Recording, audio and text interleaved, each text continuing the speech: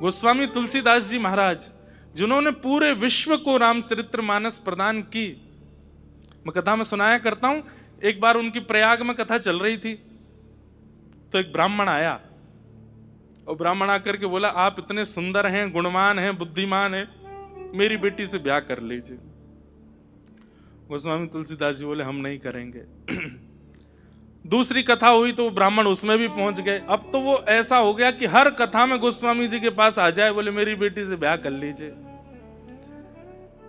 गोस्वामी जी ने कहा, अगर महादेव प्रकट होकर के कह देंगे तो करूंगा, क्योंकि भैया अब हमारा जीवन राम जी का हो गया है। हम ऐसे किसी से भी ब्याह नहीं कर सकते, हम उसी से ब्याह करेंगे जो हमारी तरह वह भी राम जी से प्रेम करे और उसके कारण हमारी भक्ति और बढ़े। तो एक दिन महादेव ने प्रकट होकर के कह दिया कि वो जो ब्राह्मण तुम्हारी कथा में आते हैं ना, उनकी कन्या से ब्याह कर लो। तो गोस्वामी जी के चित्त में आया, महादेव मोहर लगा रहे हैं तो निश्चित है कि वो कन्या मेरे चित्त में राम भक्ति प्रकट करेगी, तो मैं ब्याह कर लेता हूं। गोस्वामी जी का ब्याह हुआ, इतनी सुंदर। अब तो गोस्वामी जी उसके संग ही रहते हैं। अब लोग बाग इसमें कई अपने अपने भाव जोड़ते हैं कि वो इतनी सुंदर थी या गोस्वामी जी उससे प्रेम क्यों करते थे। प्रेम महादेव आज्ञा करके गए हैं, उससे ब्याह करो। तो गोस्वामी जी तो इसीलिए प्रेम करते थे कि भाई इसके कारण मुझे राम जी मिलेंगे। लेकिन गोस्वामी जी का ऐसा अथाह प्रेम कि एक दिन पत्नी परेशान हो गई, 5 साल हो गए मायके भी नहीं जाने दिया मुझको। अर्धरात्रि में सोता जान करके गोस्वामी जी को निकल गई अपने घर।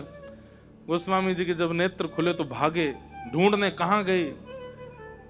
नदी पार करने लगे, शव के ऊपर चढ़ के सर्प को रस्सी बना करके पहाड़ लांग गए। कितने कांटे लगे हैं, कितने वृक्षों से टकराए हैं, कोई पता नहीं है उसका। जब अपने ससुराल पहुंचे तो वहां देखा कि पत्नी अपने घर में है। तो उसके सामने जाकर के बोले, तुम मुझे छोड़ के क्यों चली आई? पत्नी ने कहा, दुर्गंध क्यों आ रही है आप में से? पता चला कि भाई ये तो शव को नाव बना करके, किसी मृतक व्यक्ति की लाश बहती हुई आ रही थी, उसको नाव बना के पार कर गए यमुना जी। सर्प को रस्सी बना करके पहाड़ लांग गए। आजकल की कन्या होती तो कहती, आप मुझसे कितना प्रेम करते, मेरे लिए किया इतना सब कुछ। लेकिन गोस्वामी जी की पत्नी बोली, इतना प्रेम यदि राम जी से किया होता, ये हाड़ मांस के पुतले के लिए आपने इतना कुछ कर दिया, अगर इतना कभी राघव जी के लिए किया होता तो आज राम जी आपको मिल गए होते। इतना त्याग, इतनी पीड़ा, इतनी व्याकुलता, इतनी तत्परता इस शरीर के लिए। आपसे एक रात नहीं रहा गया मेरे बगैर। ऐसी व्याकुलता अगर राघव जी के लिए हुई होती तो आज राम जी मिल गए होते आपको। उसी समय गोस्वामी जी के नेत्र बंद हो गए और पूछने लगे स्वयं से, ये सत्य ही तो कह रही है। राम जी के दर्शन के लिए मैंने शव को नाव बना करके कभी पार नहीं किया। कभी आपने सुना, आपने खूब सुना होगा कि कोई प्रेमी ने अपनी प्रियतमा के लिए नस काट ली। कभी सुना कि किसी ने राघव जी के लिए नस काटी हो? आपने सुना होगा कि किसी प्रेमी ने अपनी प्रियतमा के लिए वो पी लिया, विष पी लिया। कभी किसी प्रियतम ने राधा रमण जी के लिए पिया? हाँ पिया था, मीराबाई ने पिया था। आज कोई नहीं पीता, क्योंकि हमारा प्रेम ही नहीं है। दिखावा कर रहे हैं, कोरा नाटक। पीना मत, कहीं सोचने लगो कि लो महाराज जी भाग्यनगर से ही पहला कैंडिडेट आएगा। ऐसा नहीं, विचार की बात है। ऐसा प्रेम हमारा है नहीं। हम क्या करते हैं ठाकुर जी के लिए? 3 घंटा अगर सामने बैठ के सेवा कर लें तो उसको गाए बिना रहते नहीं हम 3 घंटे बैठ। आप कभी अपने प्रियतम से या प्रियतमा से जो प्रेम प्रकट करते उसको गाते हैं? ठाकुर जी की सेवा क्यों गा देते हैं? क्योंकि वो प्रेम है ही नहीं।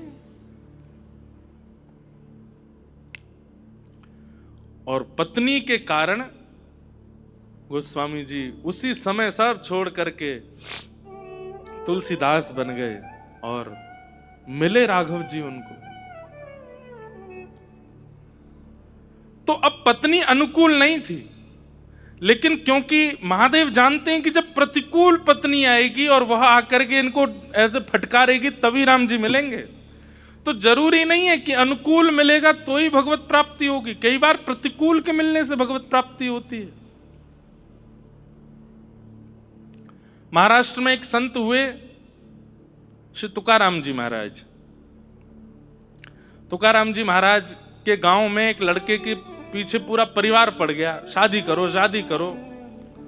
तो उस लड़के ने कहा अगर तुकाराम जी बोल देंगे तो कर लूंगा, क्योंकि तुकाराम जी की जो पत्नी थी बहुत उल्टे दिमाग वाली थी। तो उस लड़के ने कहा तुकाराम जी कभी नहीं कहेंगे कि तू ब्याह कर, भाई खुद जला हुआ व्यक्ति दूसरे को क्यों जलाएगा। तो उसने घर वालों से कहा तुकाराम जी से बुलवा दो, अगर वो बोल देंगे तो मैं ब्याह कर लूंगा। घर वाले सब गए, तुकाराम जी हमारा बेटा कहता है कि आप कह दोगे तो वो ब्याह करेगा।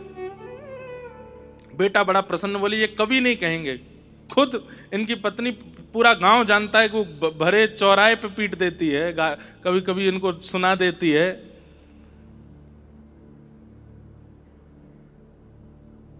तुकाराम जी बोले कहाँ है बेटा? बोले वो खड़ा, इधर आओ। बोले जितना जल्दी हो सके ब्याह करो।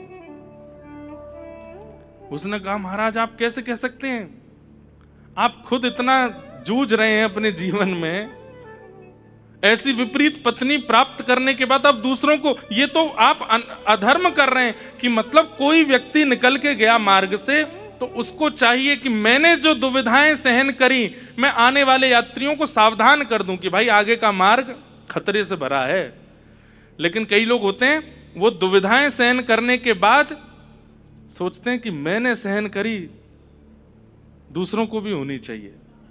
तो दूसरों से क्या कहते, बहुत बढ़िया रास्ता जाओ। और जब वो गिरने लगे पड़ने लगे, बोले अब आया मजा, अकेला मैं पीड़ित नहीं हूं, ये भी है। तो बोले आपने तो ऐसा काम किया है कि आप अकेले पीड़ा सहन कर रहे थे, तो आपने विचार किया कि ये भी एक सहन करने वाला हो जाएगा तो अच्छा लगेगा। तुकाराम जी बोले नहीं ऐसा नहीं है। तो फिर क्या है?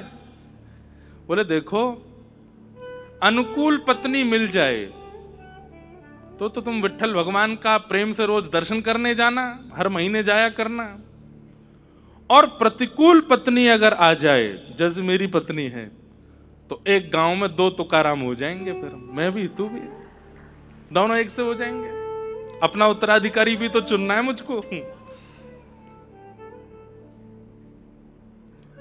इसलिए अनुकूल और प्रतिकूल दोनों स्थितियों को स्वीकार कीजिए। देखिए प्रसाद का एक नियम होता है, पुजारी जी जब हाथ में देते हैं तो हम उसको पा लेते हैं, लेकिन कई बार वो हाथ से गिर जाता है तो भी हम उठा के पा लेते हैं। प्रसाद अपवित्र नहीं होता।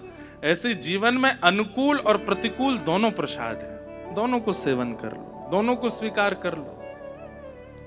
कई बार प्रतिकूलताएं हमारे निर्माण के लिए अति आवश्यक होती हैं। अगर वो प्रतिकूलता जीवन में नहीं आएगी तो हमारा निर्माण नहीं हो पाएगा। इसलिए तैयार रहिए, जो आवे जीवन में, अनुकूल हो प्रतिकूल हो, सबको स्वीकार करो। पर एक चीज का ध्यान रखना है, जो हरि विमुख है, जो हरि से दूर करने वाला है, बस उसका अति संग मत कीजिएगा। शरीर से भले ही आपको संग रहना पड़े, हृदय में उसको स्थान मत दीजिएगा, चाहे वो अपना ही पुत्र क्यों ना हो, उसको हृदय में स्थान मत दीजिएगा। जो हरि विमुख करने वाला